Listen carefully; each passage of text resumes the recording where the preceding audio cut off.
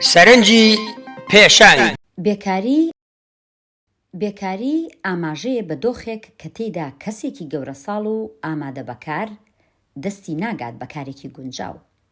ئەو هۆکارە سەرەکیانەی بە شێوەیەکی گشتی ئاماژەی پێدەکرێن بریتین لە دۆخی ئابووری و هەڵاوسان، پێشکەوتنی تەکنەلۆجیا و جێگاگرتنەوەی کاری مرۆڤەکان، مایە پوچبوونی کۆمپانیاکان و هۆکارە تایبەتیەکانی کەسێتی وەکو باری تەندروستی.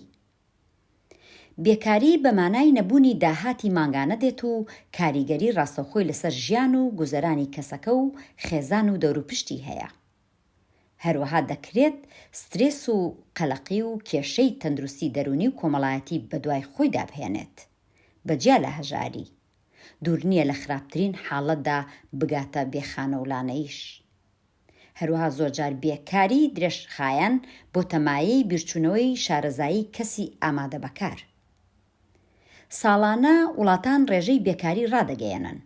بۆ نمونە لە وڵاتانی یەکێتی ئەوروپا ڕێژەی بێکاری پتر 6% کەسانی ئامادە بەکارن، و لە عێراق لە 14.2، لە هەندێک وڵاتانی ئەفریقی وەک بوتسوانا و لێسۆتۆ 1/4 کەسانی ئامادە بەکار بێکارن.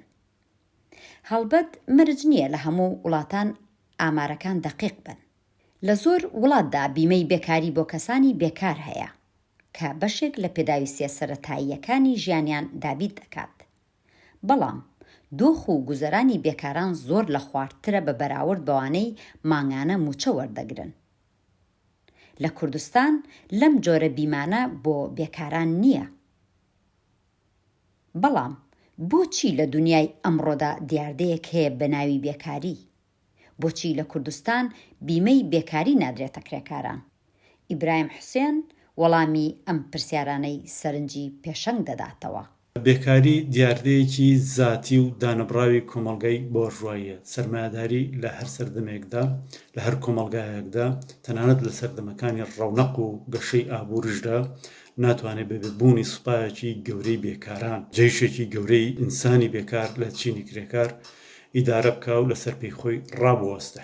ئەمە ئەو میکانیزمەیە کە ڕێگا ئەدات کە ئەو ئاستی سوودەی کە سەرمایە پێویستی پێهێتی دانە بەزێتە خوار ئەو ئاستەی کە سەرمایە لە هەر دەورەیەکە و لە هەر سەردەمێکدا پێویستی پێێتی. و لە لایەکی تریشەوە میکانیزمێکی کارایە بۆ ئەوەی کە ئاستی ژیانی چینی کرێکار کرێ و بژێوی چینی کرێکار لەو ئاستەدا ڕابگرێت کە ڕێگە ئەدات سەرمایە دەستی بەو سوودە ڕابگات کە پێویستی پێێتی لە چەوسانەوەی چینی کرێکار بەدەستی بێنێت، لە چەوسانەوەی هێزی کاری کرێکاری کرێگرتە بەدەستی بێنێت.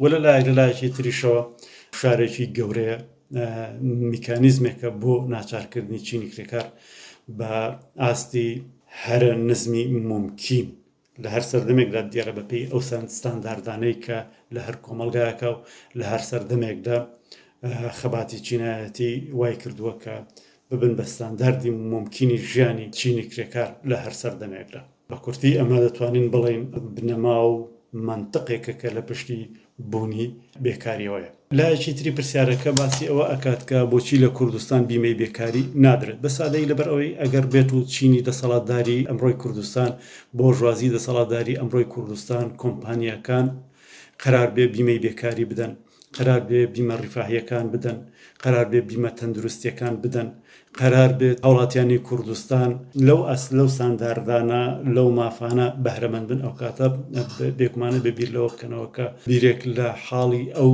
دام و دەستگای سەرکوت و زیندان و دام و دەستگا پان و پۆڕە میدیاییە بکەنەوە کە ملیاردەها دینار و دۆلاری تێدا سەرف دەکەن ساڵانە و مانگانە.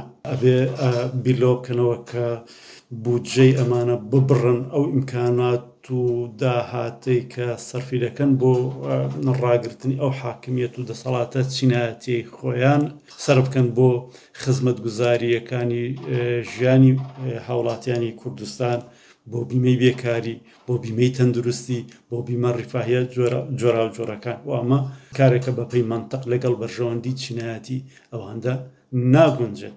بۆیە بەبێ خەباتێکی جددی چینایەتی ڕادیکاڵی چینی کرێکار و بێبەشانی کۆمەڵگا زەحمەتە بتوانین تەسەوری ئەوە بکەین کە کوردستانێکمان دەبێ کە تێیدا بیمەی بێکاری هەیە، کە تیایدا بیمە دەرمانی و تەندروستیەکان وەکو مافی ئاسایی بۆ هاوڵاتیان دابین کراوە بەبێ ئەم خەباتە چینایەتیە ڕادیکاڵە، بەبێ ئەم ڕێکخراوە کرێکاری و جەماوەریە ڕادیکاڵانە کە بتوانن ئەم بۆژوازیەی ئەم ڕۆی کوردستان حاکمیەتی چینایەتی ئەم ڕۆی کوردستان تەسلیم بە وەها هەلومەرجێک بکات. هیچێک لەوانە قابلی ئەوە نییە لە چوارچەوەی دەسەڵاتی چینایەتی ئەم ڕۆی یەکێتی و پارتی و بۆژوازی خۆوڵاتی کوردایەتی بتوانێت لە ژیانی کۆمەلگای کوردستان و هاوڵاتیانی کۆمەلگای کوردستانە مانایەک پەیدا بکات. لە هەموو دنیا شەروا بووە، ئەگەر لە دنیادا بیمەی بێکاری هەیە، ئەگەر لە دنیادا ئاستێکی دیاریکراو لە ئاسایش و ئارامی و ئاستێکی دیاریکراو لە مافانە گۆڕاون بە قانونی هەندێک لە کۆمەلگاکانی دنیای ئەمڕۆ تەنیا بە خەباتێکی ڕادیکاڵی گەورە و عەدالەتخوازی چینی کرێکار و چەپی و چەپ و کۆمۆنیزم و تەنانەت بە شۆڕشی گەورە و هاتنە مەیدانی زۆر گەورە بەدەست هاتوون و گۆڕاون بە یاسا. لە هیچ شوێنێکە لیبرالیزم خۆ بەخۆ نهاتوە ئەو مافانە وەکو مافی سروشتی و ئاسایی چینی کرێکار و چینی بێبەشەکان تەنانەت لە جەرگەی تەمەدونی ڕۆژئاوادا ڕابگەێنێ. بە پێچەوانەوە خەباتی زۆری چینی کرێکاری لە پشتە، خەباتی چەندینەوە لە چینی کرێکار و ڕابەرانی ڕادیکاڵ و ئاعترازاتی گەورەی ڕادیکاڵ و شۆڕشی گەورەی لە پشتە. و بۆیە بێگومان دابینبوونی هەر مافێک لە کوردستان لەوانش مافی بیمەی بێکاری پەیوەندی بە ئەم خەباتە چینایەتیەوە هەیە، بە لە مەیداندابوونی ڕێکخراوی چینی کرێکار و جەماوەری چینە بێبەشەکان هەیە بۆ فەڕستکردنی ژیانێکی باشتر، بۆ بەدیهێنانی هاوسەنگی هێزێکی باشتر بە قازانجی ژیان و ئاسایشی جەماوەری چینە بێبەشەکان و جەماوەری چینی کرێکار و تەواوی کۆمەلگای کوردستان. ئەمە ئەو ڕێگایە کە تا ئێستا تاریخی واقعی مێژووی واقعی پێمان ئەڵێکە دەتوانێت ئازادیەکی زۆرتر بێنێ، ڕیفاهەیەکی زۆرتر فەڕستکە، ئاسایشێکی زۆرتر بکە بگۆڕێ بە یاسا. ئەمە هەر ئێستا وەکو دەیبینین بەڕادەیەکی دیاریکراو لە دەستوری خەباتی جەماوەری چینی کرێکار و چینە بێبەشەکاندایە سەر و سەدای ئەو جۆرە بزوتنەوەیانە، بزوتنەوە کرێکاری ڕادیکاڵانە خەریکە لە ئێران و لە کوردستان و عێراقیش بە دەرەجەیەک سەر دەردێنن و هیوادارین کە ئەم خەباتە بتوانێت بەربگرێت و بتوانێت ئەو بزوتنەوە، ئەو ڕێکخراوە کرێکاریانە، ئەو ڕابەرە کرێکاریانە، ئەو نەوە ڕادیکاڵە عەدالەتخوازە بێنێتە دەرکە بتوانێت لە مەودایەکی کورتی مێژوویدا هاوسەنگی هێز بگۆڕێ تا بکرێت بتوانین کوردستانێکی ئارام و ژیانێکی باشتر و ئازادتر لە کوردستانە بە چاوی خۆمان ببینین.